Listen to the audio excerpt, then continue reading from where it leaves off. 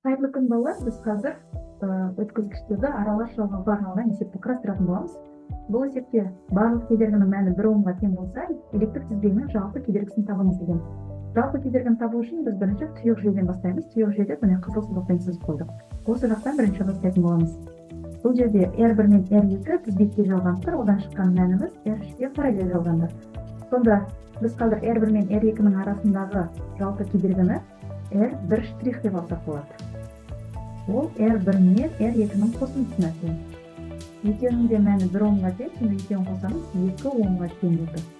Келесі осыдан шыққан мән R3-ге параллель жалғанды, оның жалпы кедергісін R2 штрих деп алайық. Екі ғана кедергі параллель жалғанса, біз алымын көбейтіп бөлімін қосып алатынбыз. R1 штрихқа көбейтеміз R3-ті, R1 штрихқа қосамыз R3-ті. 2-ге көбейтеміз 1-ді, 2-ге қосамыз 1-ді. Бөлімі 3, алымы 2 ом. 3-те 2 ом болды. Келесі R3 штрих деп тұрғанымыз, одан шыққан мәніміз R4-ке тізбектей жалғанып тұр. Сонда R2 штрихқа қосамыз R4-ті. 3-тен 2-ге қосамыз 1-ді. Ортақ бөлімге береміз 3-тен. Бөлімі 3, алымы 5. 3-тен 5, 10 болды. Енді мұнда R5 пен R6 тізбекте жалғанып тұр. Мына екеуі тізбекте жалғанып тұр, ал одан шыққан мәніміз R3 штрихқа параллель жалғанды дейміз. Сонда R4 штрих дегеніміз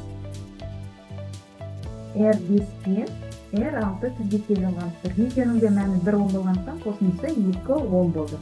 Ал осыдан шыққан мәніміз R3 штрихқа параллель болып келеді, мұнда түйіндер бар, қиылысты деген сөз.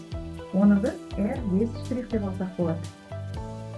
R3 штрих көбейтілген R4 штрих, R3 штрих қосылған R4 штрихқа. 3-тен 5 көбейтілген 2, 3-тен 5 қосылған 2. Мұнда ортақ бөлімге бердік 3-тен. Бөлімінде 3-тен 8 шықты, алымында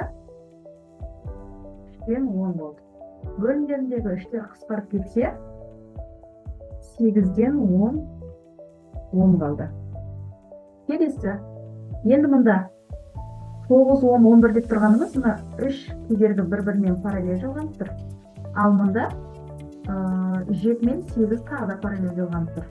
Осыдан шыққан мәндер бір-біріне тізбектей болды дейміз. Мұнда жазып аламыз.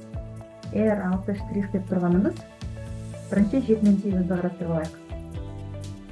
R7 көбейтілген R8, R7 қосылған R8 болды.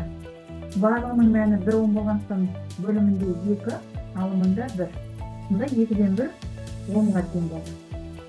Келесі, бір бөлімден R7 штрих деп тұрғанымыз, бір бөлімден R9 қосылған, бір бөлімден R10 қосылған, бір бөлімден R11.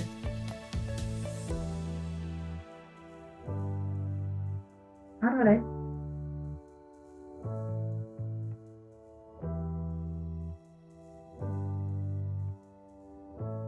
Мұнда бөлімдері барлығында 1 ом болғандықтан алымы қосылады.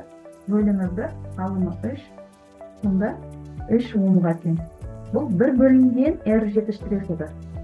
Бұда R7 штрихтің өзін табатын болсақ, бір бөлімден 3-ке тең болды. Енді біздің R5 штрих, R6 штрих және R7 штрихіміз, олар үшеуі тізбектей болды. Мұнда жазайын. R8 болады. R8 штрихіміз тізбекте жалғау кезінде бір-бірінің қосындысына тең. R5 штрихқа қосамыз R6 штрихқа, қосамыз R7 штрихқа. R5-іміз 8-ден 10 қосылған, R6-ымыз 2-ден 1 қосылған, R7-іміз 3-ден 1 болды. Ортақ бөлімі 24, мұнда 8-ден, мұнда 12-ден, мұнда 3-ден бердік. 30, 12, 8 қалды. Мұнда 20, 30-ға қосамыз 50. 24-те 50 ом шықты. Келесі, одан шыққан мәніміз R12-ге параллель болды. Сонда R9 штрих тең R8 штрих көбейтілген R12, R8 штрих қосылған R12-ге. R8 штрихіміз 24-те 50 көбейтілген R12-міз 1-ге тең. Мұнда 24-те 50 қосылған 1. Ортақ бөлімі 24 болды. Бөлімі 24-те 74, мұнда 24-те 50. Бөлімдегі 24-тер қысқарып кетсе, 74-тен 50 10 шықты. Арғарай, мұнда 14 пен 13, 13 пен 14 кедергілер олар бір-біріне параллель. Ал осыдан шыққанда R9 штрихке тағы да параллельдер. R10 штрих тең R13 көбейтілген R12, R13 қосылған R14. Олардың кедергісінің барлығы мәні 1 болғандықтан бөлімі 2 болды, алымы 1. 2-ден 1 10 шықты. Кішкене төмен түсірейін. Енді осыдан шыққан мән R9 штрихке параллель дедік. R11 штрих тең R9 штрих көбейтілген R10 штрих, R9 штрих қосылған R10 штрихқа.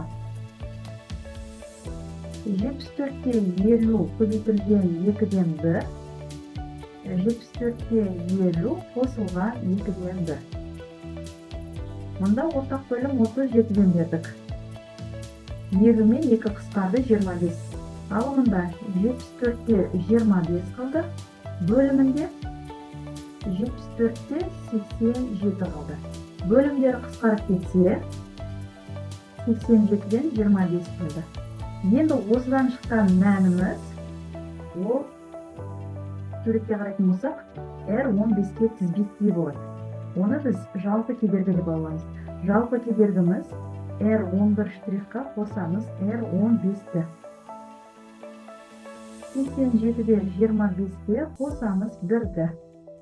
Ортақ бөлімі 87, мынаған 87-ден бердік.